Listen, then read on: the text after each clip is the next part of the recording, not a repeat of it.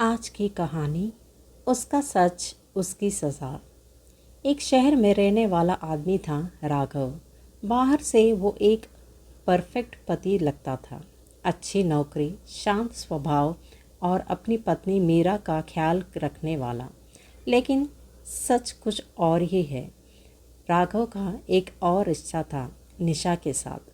वो मीरा से छुपकर उससे मिलता, झूठ बोलता और दोहरी जिंदगी जीता। शुरू में उसे लगा ये सब आसान है, दोनों का अलग अलग खुश रखना, किसी को शक ना होने देना। लेकिन हर झूठ की तरह ये भी ज़्यादा समय तक छुपा नहीं रह सका। मीरा को कुछ अजीब लगने लगा। राघव का देर से घर आना, फ़ोन छुपाना, अचानक बदलता व्यवहार।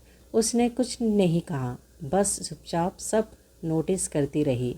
एक दिन मीरा ने सच जानने का फैसला किया। उसने राघव का पीछा किया और देखा वो किसी और के साथ था। उस पल मीरा की दुनिया टूट गई, लेकिन उसने कुछ नहीं कहा, ना रोई ना चिल्लाई, बस चुपचाप घर लौट आई। उस रात सब कुछ सामान्य था। राघव घर आया जैसे कुछ हुआ ही ना हो। मीरा ने मुस्कुराकर पूछा, थक गए हो क्या? राघव ने सिर हिलाया। हाँ। मीरा ने खाना परोसा और धीरे से कहा, आज जल्दी सो जाना। उसकी आवाज़ में कुछ अजीब था, लेकिन राघव ने ध्यान नहीं दिया। रात के करीब 2 बजे राघव की आंख खुली। कमरे में अंधेरा था, लेकिन उसे लगा जैसे कोई उसे देख रहा है। वो उठकर बैठा।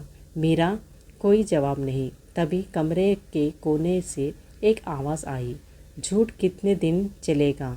राघव का दिल जोर से धड़कने लगा। वो धीरे धीरे उठा और लाइट ऑन की। कमरा खाली था, लेकिन दीवार पर 2 परछाइयाँ थीं, एक उसकी और दूसरी किसी और की। अगले दिन मीरा सामान्य थी, जैसे कुछ हुआ ही ना हो। लेकिन राघव अब सामान्य नहीं था। उसे हर जगह वो दूसरी परछाई दिखने लगी, आईने में, खिड़की में, यहाँ तक कि अपने पीछे भी। एक रात उसने हिम्मत करके पूछा, मीरा, क्या तुम कुछ जानती हो? मीरा मुस्कुराई। अब सब जानती हूँ। उसकी आंखें अजीब थीं, जैसे वो वही मीरा नहीं थी। राघव पीछे हट गया। तुम ठीक हो ना? मीरा धीरे धीरे उसकी तरफ बढ़ी। मैं ठीक हूँ, लेकिन तुम नहीं हो। अचानक कमरे की लाइट बंद हो गई। अंधेरे में 2 आवाज़ें गूंजी, एक मीरा की और दूसरी निशा की। राघव चीख पड़ा, नहीं! अगली सुबह घर का दरवाज़ा खुला था।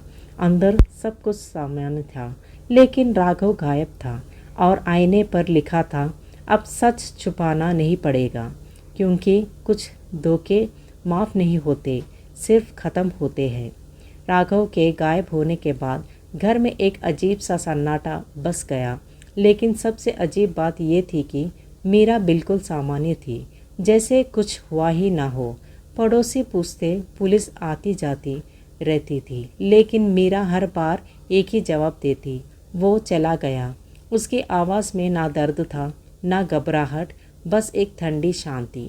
धीरे धीरे लोगों ने आना बंद कर दिया और घर फिर से खाली हो गया। लेकिन सच में खाली नहीं था। रात के समय उस घर की खिड़कियों से कभी कभी हल्की रोशनी दिखती, जैसे अंदर कोई जागा रहा हो। कहते हैं एक रात पड़ोस में रहने वाली एक औरत ने साफ देखा, मीरा आईने के सामने खड़ी थी, लेकिन आईने में सिर्फ वो अकेली नहीं थी। उसके पीछे 2 परछाइयाँ खड़ी थी, एक राघव की और एक किसी औरत की। और मीरा धीरे धीरे मुस्कुरा रही थी, जैसे उसे अब किसी चीज़ का डर नहीं रहा। अगले ही पल उसने आईने पर उंगली से कुछ लिखा, अब हम 3 हैं। और तभी अचानक लाइट बंद हो गई। उस दिन के बाद उस घर में कोई रहने नहीं आया। लेकिन रात के सन्नाटे में आज भी लोग कहते हैं कि उन्हें 3 अलग अलग आवाज़ें सुनाई देती है, जैसे कोई अभी भी अपना सच छुपाने की कोशिश कर रहा हो और कोई उसे बार बार सामने ला रहा हो। समय बीतता गया, लेकिन उस घर की कहानी ख़त्म नहीं हुई। एक दिन शहर में नया दंपति उस घर में रहने आया। उन्हें पुराने किस्सों पर यकीन नहीं था। पहले कुछ दिन सब ठीक था, लेकिन धीरे धीरे अजीब बातें शुरू हो गई। रात के पति को लगता जैसे कोई उसे घूर रहा हो और पत्नी को आईने में अपने पीछे किसी की झलक दिखती। एक रात जब दोनों सो रहे थे, अचानक आईने पर खुद ब खुद शब्द उभरने लगे, सच छुपाओगे? दोनों घबरा कर उठे, लेकिन कमरे में कोई नहीं था। तभी उन्हें एहसास हुआ आईने में उनकी परछाइयाँ 3 नहीं 5 थी। उनके पीछे खड़े थे मीरा, राघव और निशा। तीनों मुस्कुरा रहे थे, लेकिन उनकी आंखों में कोई इंसानियत नहीं थी। धीरे धीरे उन तीनों की आवाज़ें एक साथ गूंजी, अब तुम भी। अगले ही पल लाइट बंद हो गई। सुबह जब दरवाज़ा खुला मिला तो घर फिर खाली था, लेकिन इस बार आईने पर लिखा था, अब हम 5 हैं, और उसके नीचे 5 हाथों के निशान थे। अब उस घर को लोग सिर्फ घर नहीं कहते, वो उसे सच का जाल कहते हैं, जहाँ जो भी झूठ लेकर जाता है वो कभी बाहर नहीं आता। समय के साथ उस घर को पूरी तरह बंद कर दिया गया। दरवाजे पर ताले, खिड़कियों पर लोहों की जालियाँ और बाहर एक बोर्ड, खतरा। लेकिन अजीब बात यह थी कि उस घर के बारे में बातें बंद नहीं हुई, बल्कि और फैलने लगी। लोग कहते थे ये सिर्फ एक जगह नहीं, ये एक सिलसिला है। जहाँ भी झूठ, धोखा और छुपा हुआ सच होगा, वहाँ इसका असर पहुँच जाएगा। कुछ महीने बाद शहर के अलग अलग इलाकों में लोगों ने एक ही जैसे घटनाएं बतानी शुरू की। आईने में ज़्यादा परछाइयाँ दिखना, रात में किसी अनजानी आवाज़ का सवाल करना, सच छुपाओगे? और फिर अचानक किसी का गायब हो जाना। धीरे धीरे ये साफ होने लगा, ये अब सिर्फ उस घर तक सीमित नहीं रहा। एक रात एक आदमी, समीर, अपने कमरे में अकेला बैठा था। उसके फ़ोन पर एक मैसेज आया, तुम्हारा सच क्या है? वो चौंका।